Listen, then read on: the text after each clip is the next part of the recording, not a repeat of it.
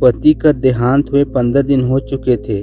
बेचारी पत्नी अकेली बैठी हुई पुरानी यादों में खोई हुई थी कि अचानक उसे पति का लिखा हुआ पत्र मिला, जिसमें लिखा था, मेरी प्यारी नीरा, जब तुम ये पत्र पढ़ रही होगी शायद मैं तुम्हारे पास न रहूं। नीरा की उंगलियां कांपने लगी। उसने खुद को संभाला और आगे बढ़ने लगी। मुझे पता है मेरे जाने का दर्द तुम्हारे लिए असहनीय होगा, लेकिन मुझे ये कहना जरूरी था। नीरा की आंखों से आंसू गिरने लगे।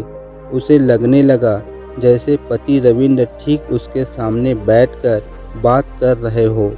तुम हमेशा सोचती हो कि मैं अपनी भावनाओं को व्यक्त नहीं कर पाता, लेकिन सच ये है कि मैं कभी अपने शब्दों में वो जादू नहीं भर पाया जो तुम मेरे जीवन में लाई हो।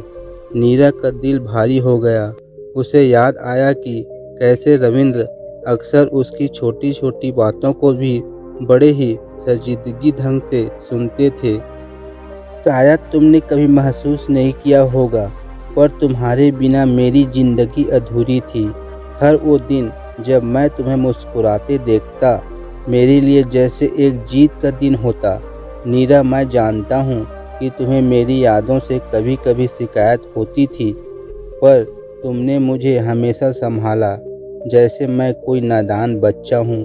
उसकी आंखों के सामने वो लम्हे घूम गए जब वो रविंद्र से झगड़ा करती और फिर कुछ देर में ही सब भूलकर उनके लिए चाय बना लाती। पर एक बात मुझे हमेशा कचोटती रहेगी, मैंने तुम्हें वो खुशी नहीं दी जिसकी तुम हकदार थी। नीरा के हाथ कांपने लगे। उसने चाहा कि कागज के अंदर जाकर रविंद्र को पकड़ ले और कह दे, ऐसा मत कहो, तुमने मुझे सब कुछ दिया। मुझे याद है तुमने एक बार कहा था कि मैं तुम्हें कभी सरप्राइज नहीं देता, तो ये चिट्ठी शायद मेरा आखिरी सरप्राइज है। नीरा की आंखों से आंसू बरसने लगे।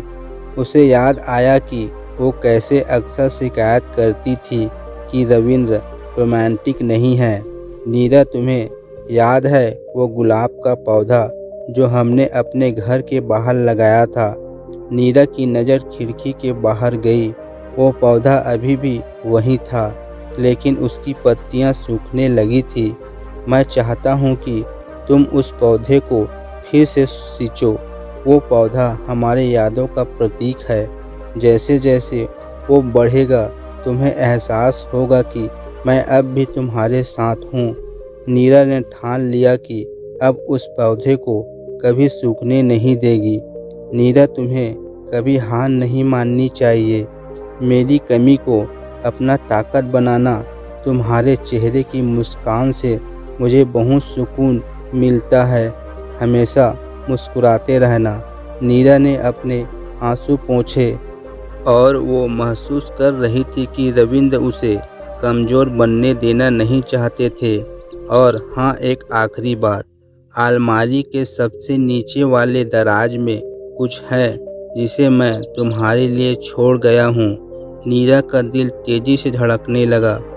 उसने तुरंत अलमारी खोली और वो दराज खींचा। अंदर एक छोटी डिबिया रखी थी। डिबिया खोलते ही नीरा की आंखों में चमक आ गई। उसमें एक छोटा सा लॉकेट था जिसमें उसकी शादी की तस्वीर लगी हुई थी।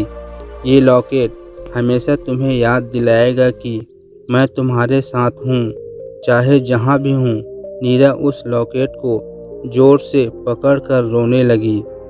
चिट्ठी खत्म हो चुकी थी, पर रविंद्र की मौजूदगी अब भी कमरे में महसूस हो रही थी।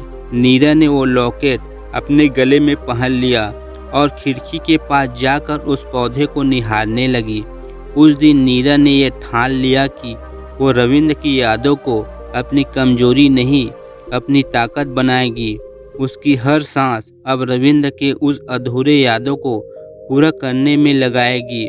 दोस्तों, वीडियो पसंद आई हो तो वीडियो को लाइक शेयर करें और चैनल पर पहली बार आए हो तो चैनल को सब्सक्राइब करें। धन्यवाद।